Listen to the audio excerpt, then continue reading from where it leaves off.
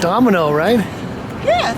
Hey, Domino. Oh, yeah. I remember you, but I forgot your name. You took a picture. James Kalm. James Kalm. Yes. Play.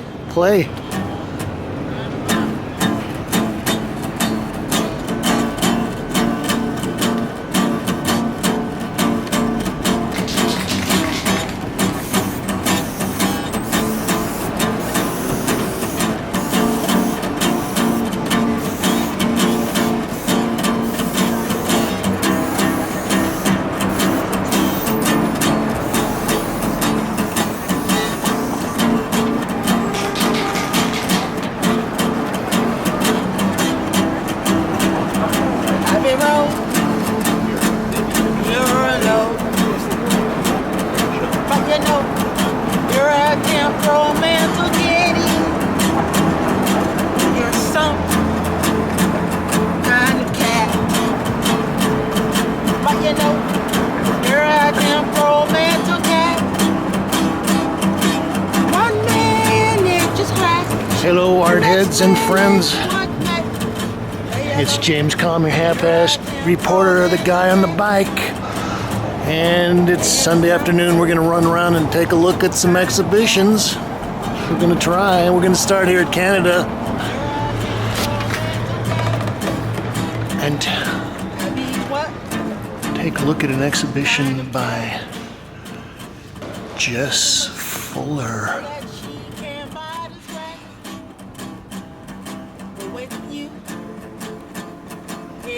Well, we'll just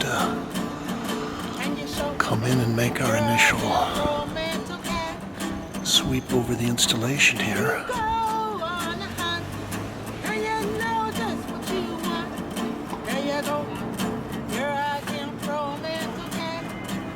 Well, I came in last week and I didn't really have time to do any recording, but I saw the show and decided I'd have to come back and take a look.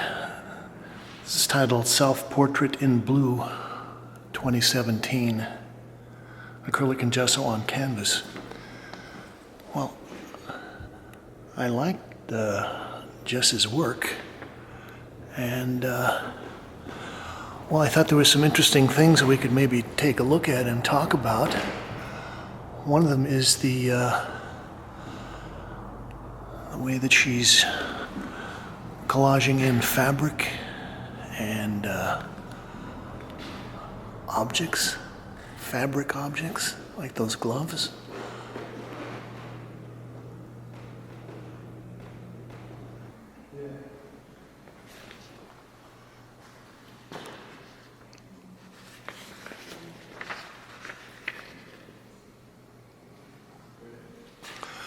This is titled Picture of Radical Self-Honesty, 67 by 53 by 8.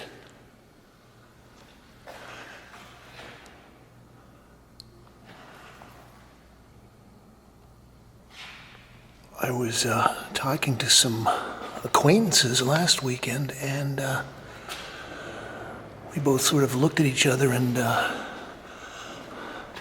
chuckled and said, gee, somehow this makes us think of Matisse. But I was thinking with these three-dimensional elements sticking out, it kind of changes the effect of the collage. And this part right here made me think of a Continental kit. I don't know if any of you know what a Continental kit is, but it's what they used to like put on the back of a Cadillac. You'd have a tire inside there.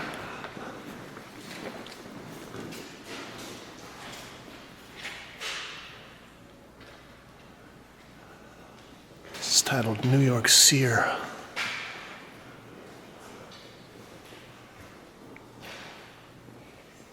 '66 by 52.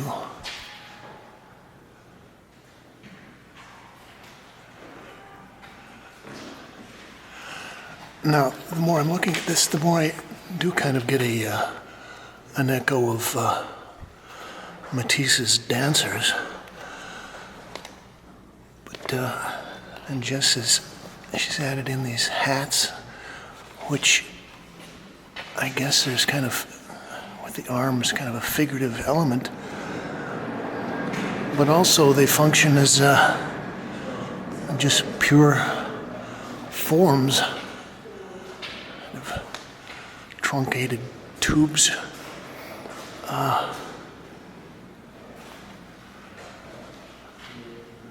I'll read a little bit from the press release.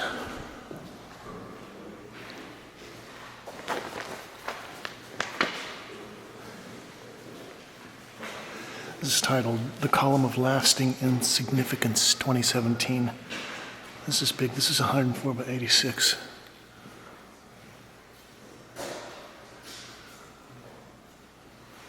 Beginning with a roll of raw cotton.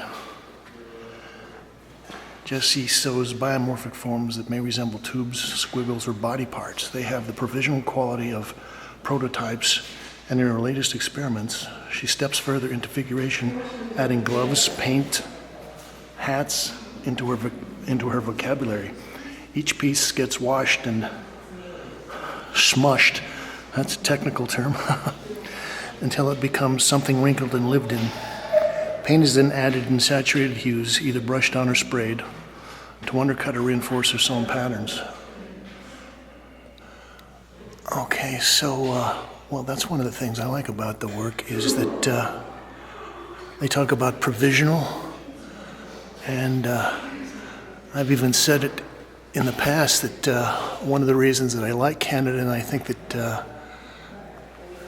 Canada is one of the more interesting galleries, at least they've developed into one of the more interesting galleries here in the downtown scene, is that they've always had a predilection for the abject, or what some people have been calling the crap on crap aesthetic.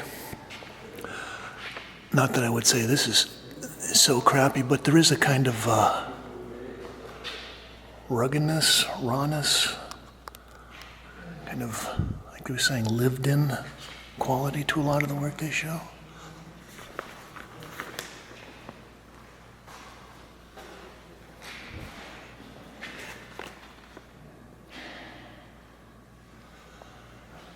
This is titled Bertha. And again, we've got these kind of almost like a stocking shape. A couple of gloves. But I have to say that I think that because these gloves are fabric as opposed to, say, leather or rubber, and the way they hold the pigment, I think it puts them into a little different category as far as their surface presence. Also, we'll get up and you can look and see kind of the wrinkled, what they call the smushed forms. Sort of like you wash your shirt and throw it in the dryer and pull it out without hanging it up. It's kind of rumpled. And she sprays various colors on there, kind of at an angle, so that it accentuates the wrinkles.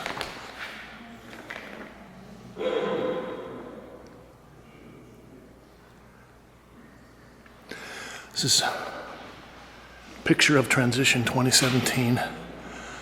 This may be one of the most subtle and closely keyed palettes that Jess is using. And this one, this kind of three-dimensional form takes up more space than in any of the other pieces. And I was actually looking at this and commenting to some friends that this made me think of a Joseph Beuys piece where he wrapped a grand piano in felt.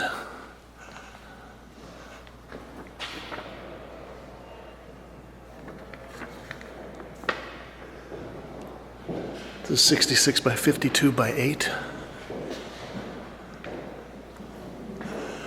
Now, most of the smaller pieces are pretty tightly keyed to maybe one color or one group of analogous colors. It's titled Self-Portrait with Arm. And again, we've got very subtle difference in color tonality between the base raw canvas and this sewn tube.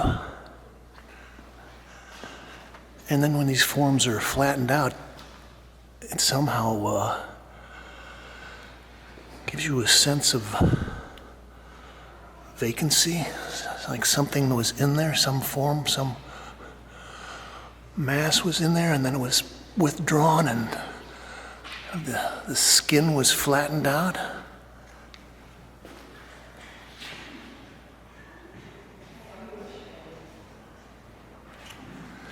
I'm going to wrap up looking at this, and I thought this was maybe my favorite piece in the show.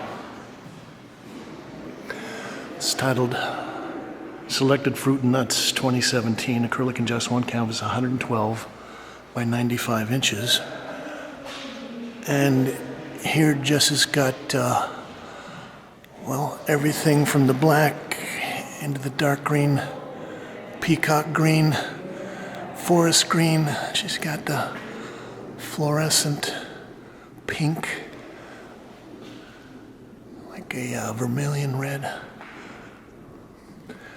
You know, I've also been commenting that I've been seeing a lot of unstretched canvas or canvas where they really play with the element of the fabric, the qualities of the fabric, how fabric absorbs pigment in different ways depending on whether it's soaked with water or whether it's maybe washed with turpentine or other solvents, and then maybe the pigment is splashed in.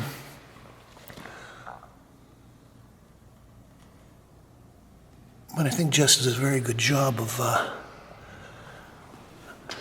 using a lot of various ways of applying the paint, fat brushes, thin brushes.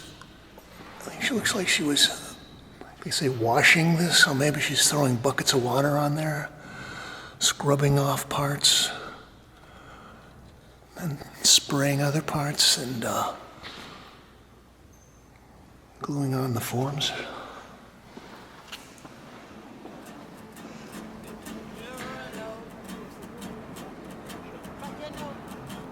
Okay, so this is Jess Fuller, Bertha at Canada.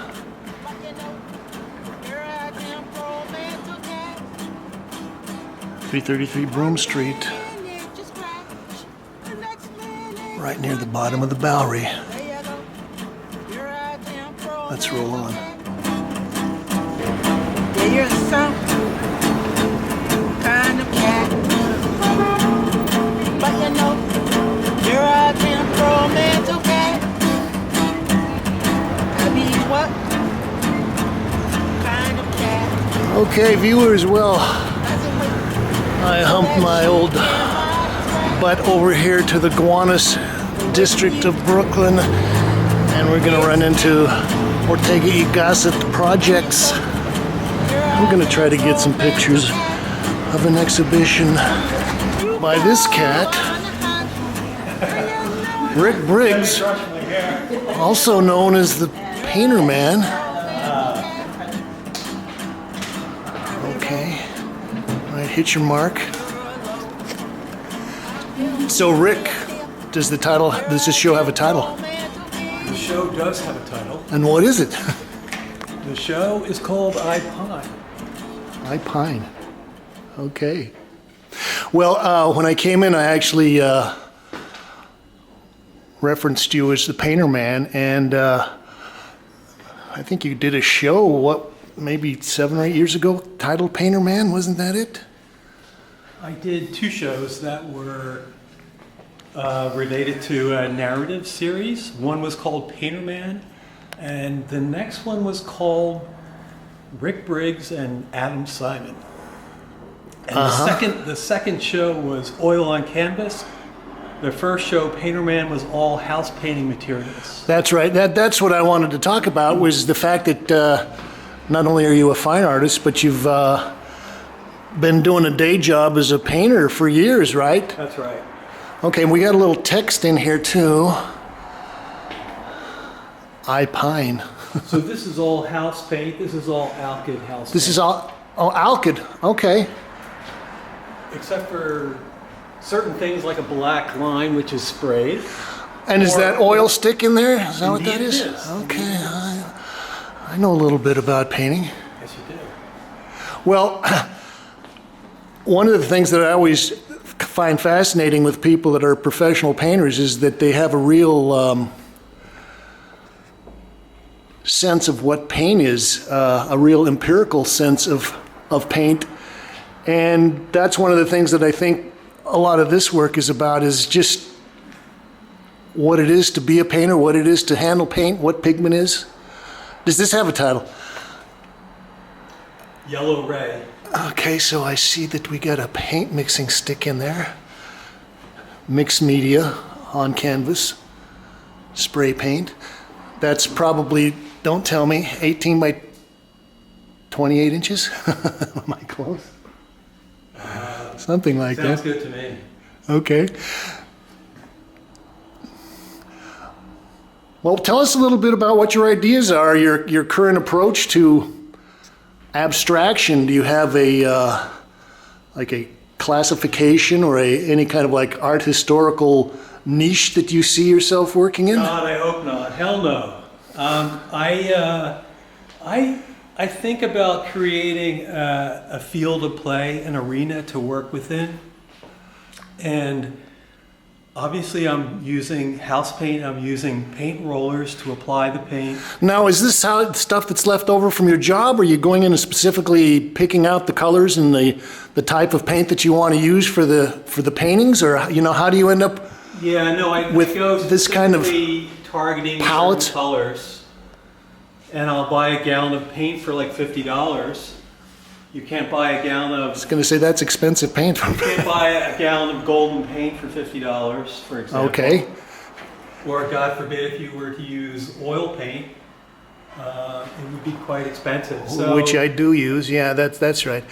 So for me, I mean, using house paint does come out of my daily life as my day job in a sense. So, but also it's the fact that it's inexpensive and I can use it a lot more freely than I would if I were squeezing it out of a tube and mixing in turpentine and then putting it in a roller tray and rolling it out. So, yeah. So in that way, you just feel looser and.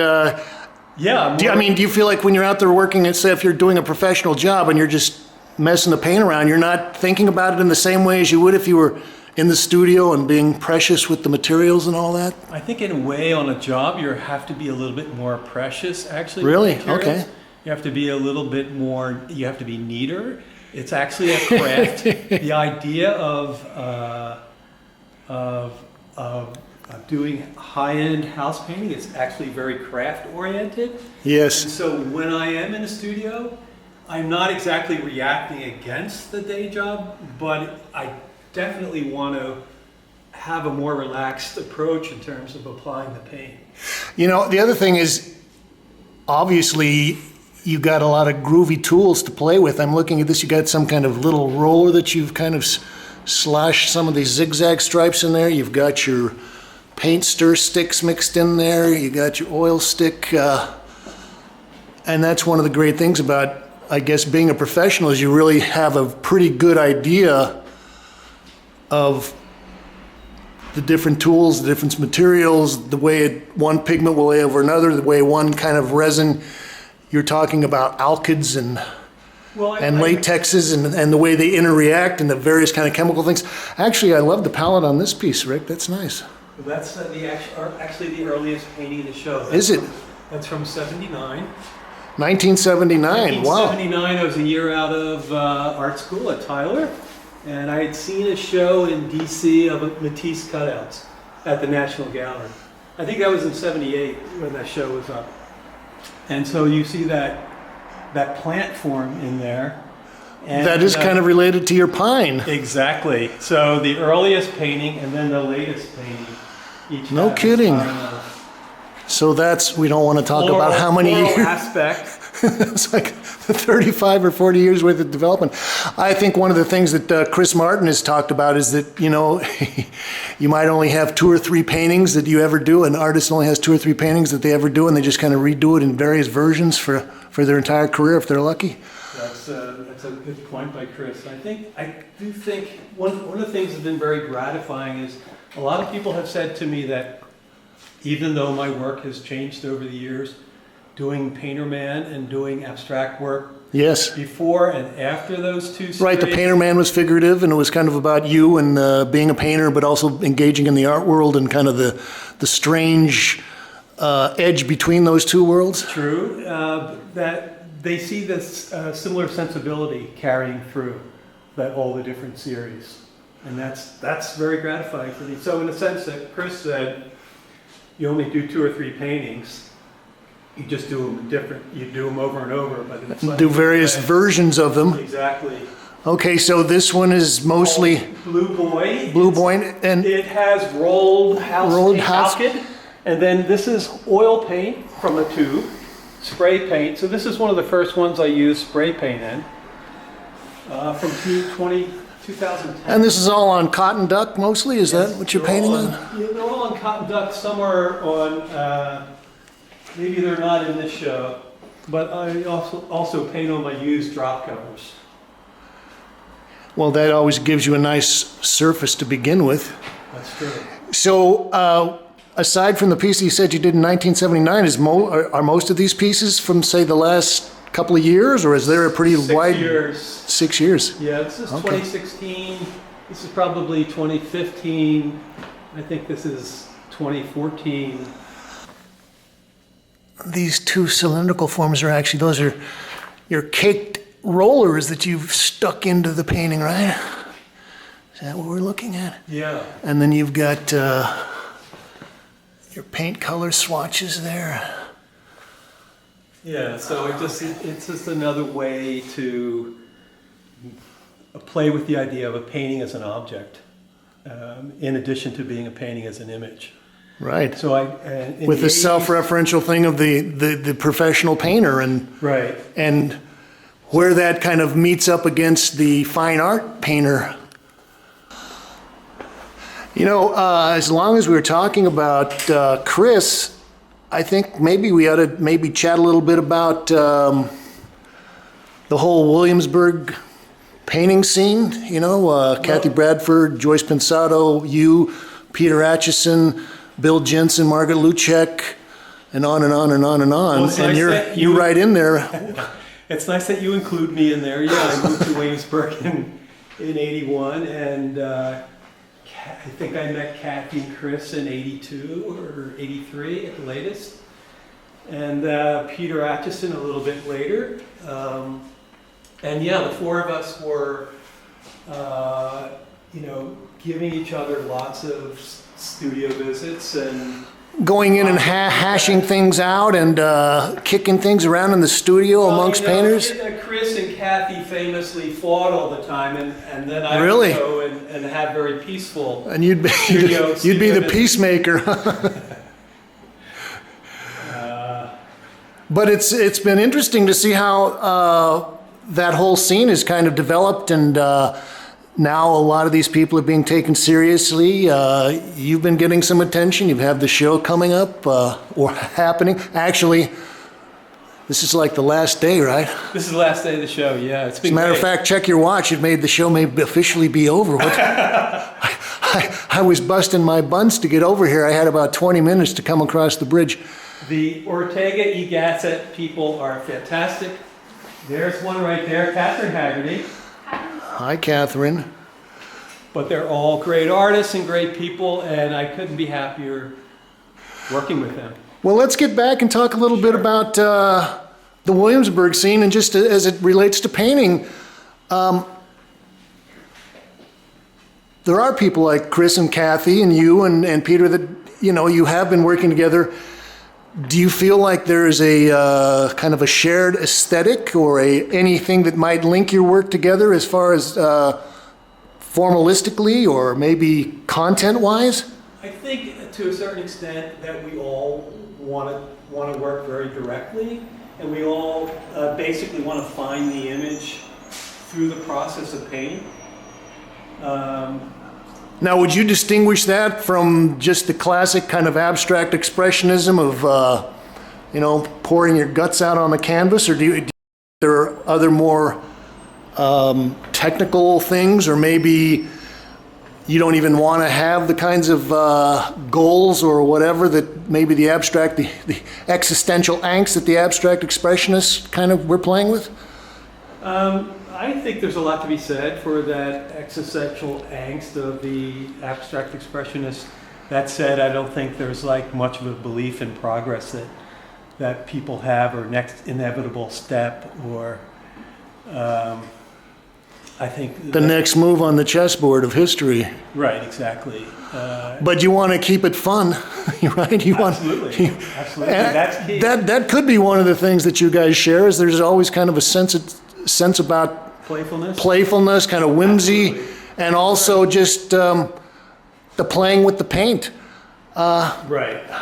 Yeah. Does this piece have a title? Is that 44? Is That is the title. Indeed, it is. Gee, how could I guess that? And this is probably, what, is this about 5.5 by 6, or is that 6 by 7 feet, something like Yeah, that? 5.5 by 6.5, something like that. I Okay. think it might be 66 by 80. Just a guess. And again, we've got, you're using your little rollers, and Yeah, I was talking to Michael Norton. He's going, these blank spots are called holidays. Yeah, I mean, he's a professional painter too. they are holidays. Yeah, the little, You know, I like the reference to printing. I mean, there's these repeats. You yes. see the same form happening. So yeah, and that's kind of interesting, because I was just up at the Rauschenberg show, and there was an Andy Warhol silkscreen of the Rauschenberg family. And again, it was like the repeat thing, you know, 50 times. And this is interesting, the way that you kind of do that. With a paint roller. as With a opposed to roller. silkscreen. Okay, let's come over here and we'll wrap up looking at a trio of smaller pieces. You know, I think the other thing is that although you were talking about keeping the work kind of loose and playful and having fun, I think most of this also has you know, there are underlying formalistic elements, like in this one you've got a kind of a grid of the brown dots on there. Sure. And that's contrasted, and so in certain ways, not only do these things function as pictorial levels of view, but there's also, in a certain way, this kind of like various levels of concepts, and just maybe even historical references that you're playing with. Yeah, and I thought where you're going with that was in terms of structure, which is incredibly important to me. Yes. But yeah, I'm definitely going for more of a poetic reading of the work. And some paintings come out of a studio visit I had, like where someone came over and mentioned my sense of touch. And so the word sense of touch went right into Yes, the we painting. won't tell your wife that you were touching someone in a studio visit, but okay, your sense of touch, well, that's an important aspect. I wanted to make the work more physical, so a lot of the paintings had these skins that form inside the paint can. Right, or you have the paint stirrers or other kinds Yeah, of things that paint- you've collaged in, but paint they all rollers seem to and- have references to that's a paint skin too. That is. I was almost thinking that was like a lichen or something growing on the side, some kind of a fungi growing on the side of the, well, it is like So a lot a of painting organism that's growing on the side there. So yeah, a lot of it is just about finding the painting, finding the image through the process. And I had that dried skin off to the side, and I said, I sort of felt it needed to be on that painting. So it basically was on every square inch of that painting in every different direction and configuration. I basically had to give up on the idea of that being in the painting to then eventually find it belonged on the edge of the painting. Okay. And so that is the fun for me in making a painting. Is Pulling off the scabs and doing something fun with them. All right. Yes. Rick Briggs, I Pine? Is that the title of the show? I Pine. Here at ORTEGA Y GASSET Projects. Projects, and what's the address? 363 3rd Avenue. Do you consider yourself part of the Gowanus down here? Yeah. Okay.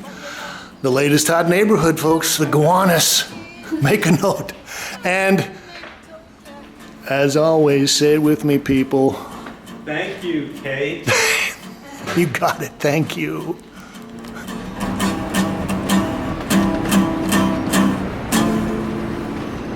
Oh, this cat liked that, Domino. Thank you. Thank you. Thank you.